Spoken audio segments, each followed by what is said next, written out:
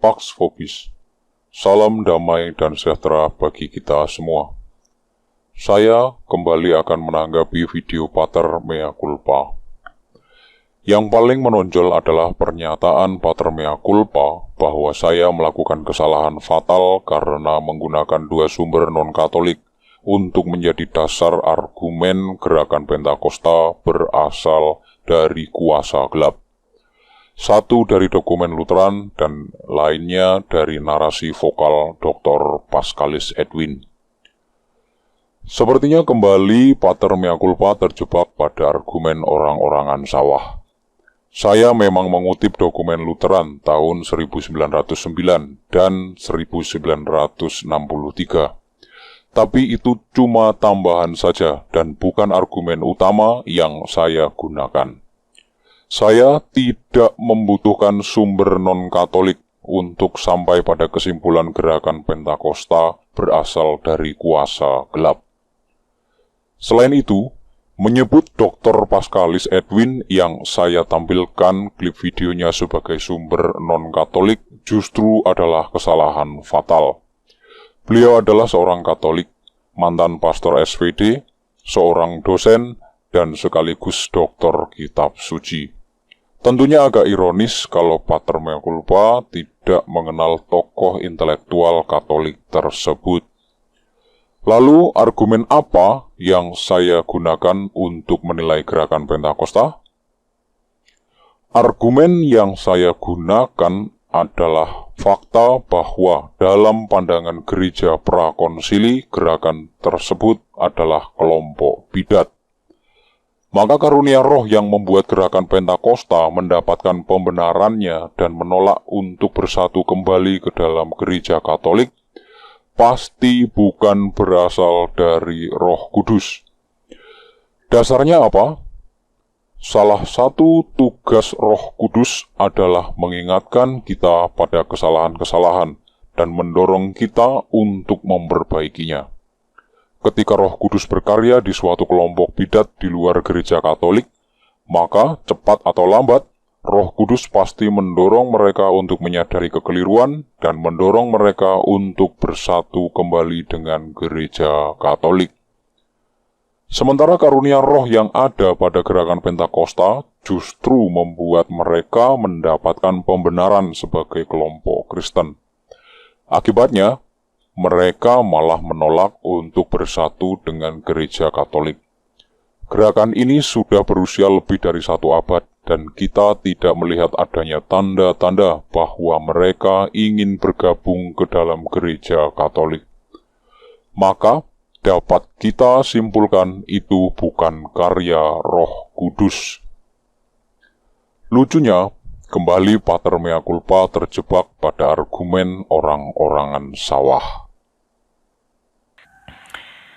Lalu dikatakan, karena gerakan Pentakostal ini tidak berniat masuk Katolik, berarti itu bukan dari Roh Kudus. Siapa yang bilang bahwa Roh Kudus hanya bekerja di gereja Katolik institusional ini? Kalau demikian berarti Roh Kudus di bawah dan tunduk pada Paus. Karena Paus pemimpin gereja Katolik. Maka kalau Roh Kudus hanya ada dalam gereja Katolik, Paus itu membawahi Roh Kudus. Aha, itu kekeliruan dalam logik. Di mana pendasaran pneumatologisnya bahwa Roh Kudus bekerja hanya dalam gereja Katolik, sehingga kalau ada karya atas nama gereja Katolik pasti masuk ke dalam gereja Katolik. Di mana dikatakan itu? Saya tunggu juga feedback dari saudara Crusader Network. Saya tidak pernah mengatakan Roh Kudus hanya berkarya di dalam gereja Katolik. Yang saya katakan, karya Roh Kudus di luar gereja Katolik, misalnya di dalam kelompok Pentakosta, cepat atau lambat pasti mengarahkan mereka untuk bergabung ke dalam gereja Katolik. Selanjutnya, Pater Mea Culpa bertanya, dasarnya apa menempatkan voodoo, black magic, yoga kundalini, dan debus dalam kategori yang sama dengan gerakan karismatik? Dalam video sudah cukup jelas dasarnya karena sama-sama berasal dari kuasa gelap. Lalu, soal kerasukan setan, Pater Mea Culpa mempermasalahkan perlunya meneliti apakah itu benar kasus kerasukan setan atau bukan. Padahal saya bukan mempersoalkan itu.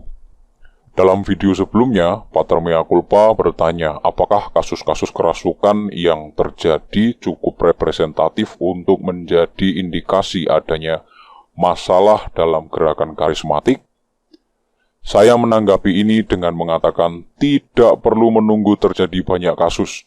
Cukup ada satu kasus pun hierarki harus segera bertindak karena ini menyangkut keselamatan jiwa-jiwa. Mengenai penggunaan bahasa Latin, lebih baik kita dengar langsung pernyataan Pater Mea Culpa. Betapa rasionalnya ajaran iman itu. Nenekku yang makan daun sirih harus mengikuti perayaan Ekaristi dalam bahasa Latin. Di manakah afeksi dia pada waktu itu? Sanggupkah dia membedakan Kyrie eleison dengan Ale Tuhan asiro hamdihami?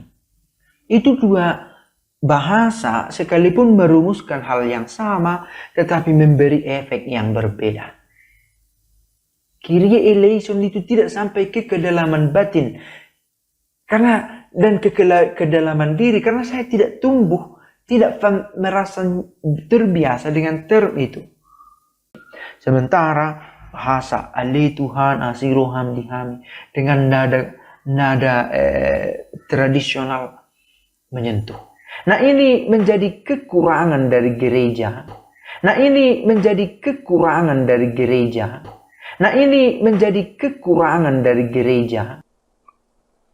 Cukup jelas, Pater Mea Culpa mengaitkan penggunaan bahasa Latin sebagai kekurangan gereja.